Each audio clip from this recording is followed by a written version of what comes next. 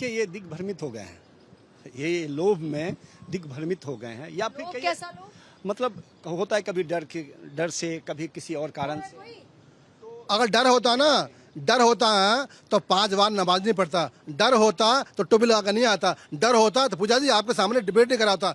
इन्होंने डराया था कि भाजपा के वोट मत देना, नहीं तो आपको देश को छोड़ना पड़ेगा, भाजपा के वोट मत देना संघ आपको मार देगा, भाजपा का वोट मत देना आपको दाढ़ी काट दी जाएगी। ये कान में कहते थे, कान में मुसलमान जो बड़े मौलाना थे ना, जो असरा मुसलमान थे, उन्हें कान में कहते थे, उन्हें कान में ममता बनर्जी ने खुलेआम कहा था ये कान में कहते थे। सुनो पूजा जी, बड़ी अच्छी बात छोड़ी इन्होंने, पसमंदा समाज ने वोट दिया और मलाई खाई असराब मुसलमानों ने, जो गोद में बैठकर मलाई खाते। मुसलमान तो ये कांग्रेस है, नहीं अमर सिंह नाम है, लेकिन इनके हमराही है, वो हम सकल है।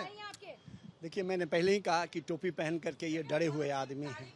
सवाल उठता ये है कि जो जिस गंगा की बात आप करने के लिए आए हैं, उत्तर प्रदेश में बुलडोजर चलाने की बड़ा प्रचलन है। मैं कई बार आपके शो में डिबेट किया हूं, और मैं ये समझता हूं कि अगर हमारी माँ, जिसको मैं गंगा मानता हूं, अगर आप लंदन, हाँ मैं मानता हूं, क्योंकि हम ठाकुर हैं और हमारे वंशज हैं, हमारी माँ है, 5,000 साल पुराने जाएंगे ना। तो आपको आपका दिल दुखता है कि नहीं दुखता? बिल्कुल दुखता है, बिल्कुल दुखता है। पार्टी करे, कोई रोजा अफ्तारी करे, दुखता ही नहीं है, मेरे देखे रोंगटे खड़े होंगे, देख लो आप। अगर उसके साथ में अगर जो इन लोगों ने किया है, आज जब ये लोग कहते हैं कि मोक्षदानी कही जाती है, और मैं टेम्स की बात कर रहा था, टेम्स नदी में अब चले जाएंगे तो सिक्का डालेंगे तो सिक्का दिखेगा जा रहा है जमीन पर, लेकिन हम जिसे माँ मानते हैं, जो हमारी मोक्षदानी है गंगा, और जो हमारे सब कुछ की मैं हर पूजा पाठ सब कुछ में मैं उसका इस्तेमाल करता हूँ, लेकिन आज उसको लुच्चे लफंगों ने क्या कर दिया है, ये ठेकेदारों ने, धर्म के ठेकेदारों ने क्या कर दिया है, वहाँ मटन पार्टी करता है। क्यों नहीं बुलडोजर चलाया गया उसके घर पे, क्यों नहीं उसको बंद किया गया उसको? अरे हमारे एक बड़े बुजुर्ग कवि ने लिखा है कि मिर्ग, मैं भूल रहा हूँ उसको, एक मिनट शांत रहिए। उन्होंने बड़े अच्छे, बहुत अच्छे लाइन उन्होंने कहा था कि कस्तूरी कुंडल बसे, सुन तो लो, अरे बहस बाद में कर, कस्तूरी कुंडल बसे मिर्ग ढूंढे बन बन माही, ज्यों धरि धरि राम है दुनिया देखत नहीं। तो ऐसे मूर्खों को क्या बात है? हमारे बुजुर्ग, हमारे ऋषि मुनियों ने कहा कि हर जगह राम है, उनमें भी राम है, इनमें भी राम है, इनमें भी राम है, तो राम को ढूंढो यहाँ, राम को बदनाम मत करो, मंदिर बना के चोरी मत करो। सारे मंदिर मस्जिद बंद करवा दिए, सब जगह राम है, क्या जरूरत है? जगह वेस्ट हो रही है इनके हिसाब से। एक सेकंड, क्या राम सेतु का सबूत मांगते थे, राम का सबूत मांगते थे जब राम था, और जाकिर नायक बिरयानी खाता था, मनमोहन सिंह बुलाता था उसे। आज जाकिर नायक कहाँ पे हैं? राम शुरू से थे, राम सबके पूर्वज है, और यहाँ का मुसलमान नहीं है, वो भी हिंदू है। 5वीं पीढ़ी उठा के देख लो, रामलाल ही निकलेगा। एक सेकंड। अरे आदरणीय पूजा जी, हमारे मर्यादा पुरुषोत्तम श्री रामचंद्र जी हैं, इस व्यक्ति को जो है बात करने का तमीज नहीं है कि राम था बोल रहा है वर्ड।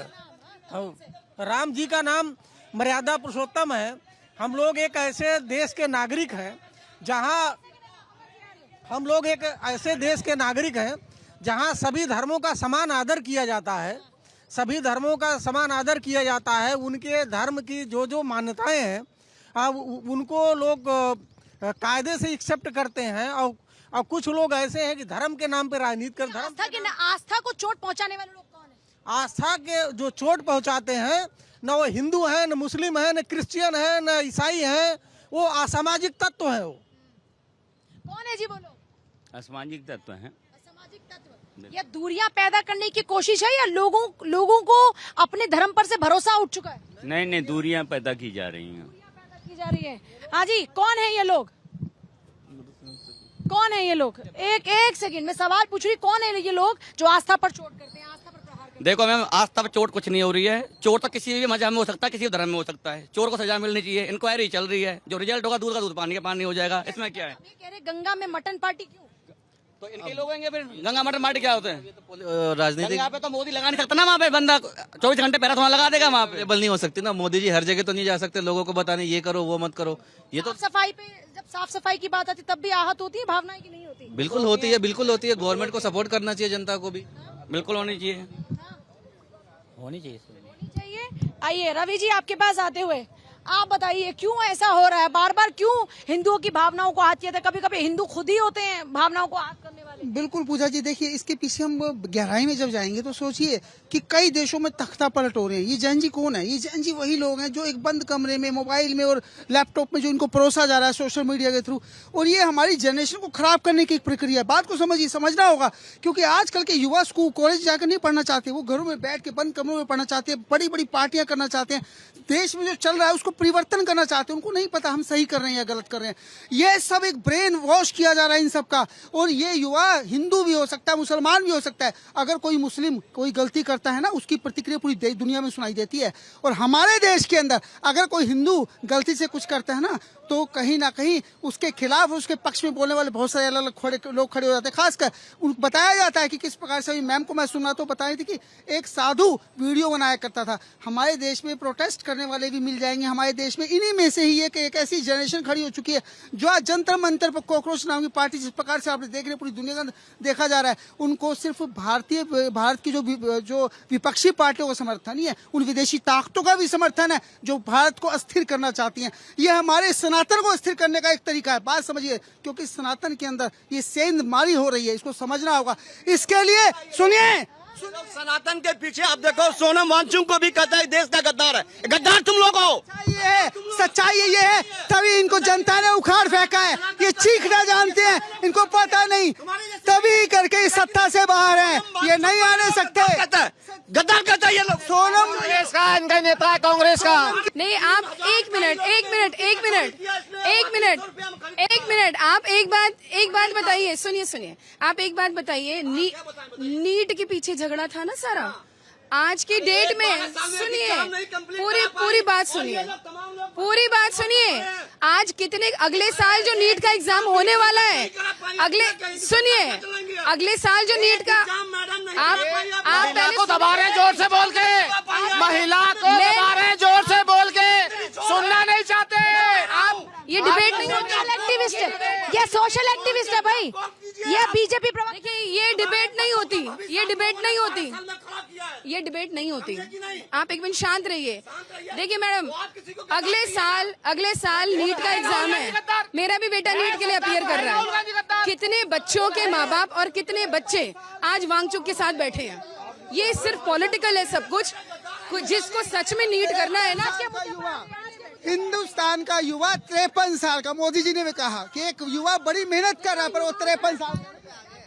जितने सारे एग्जाम हो रहे हैं, टोटल पेपर आउट हो रहे हैं, जो हमारे देश का यूथ है वो कहाँ जाएगा? ये वो राम भक्त नहीं है जिनके बच्चों का पेपर आउट हो रहा है। वो नहीं है क्या? ऐसा है, एक राम भक्त होना, क्या दिखाना चाहते हैं वो? चिल्ला के क्या दिखाना चाहते हैं वो? नदियों की जिम्मेदारी भी तो आपकी है। वो साफ सफाई का जो वादा किया था कब पूरा?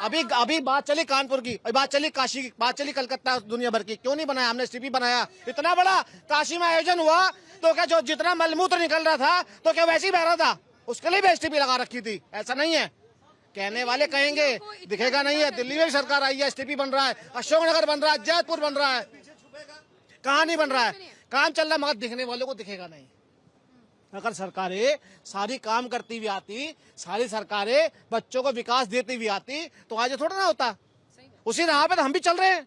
हम कौन सा अलग चल रहे हैं? कि जितने युवा पीढ़ी खड़ी है, अगर विकसित भारत बनाने के लिए पहले से काम चलता होता, जब देश आजाद हुआ था, तो आज तक विकसित भारत होता नहीं होता। विकसित भारत के लिए अपनी धार्मिक आस्थाओं को भी साथ लेकर चलना है कि नहीं चलना, बता दीजिए पब्लिक को। नहीं, देखिए, धार्मिक आस्था और विकसित भारत में मूर्ख रखना चाहता है देश को, मूर्ख बनाना चाहता है। जिसने देश स्कूल बंद करा दिया इन लोगों ने।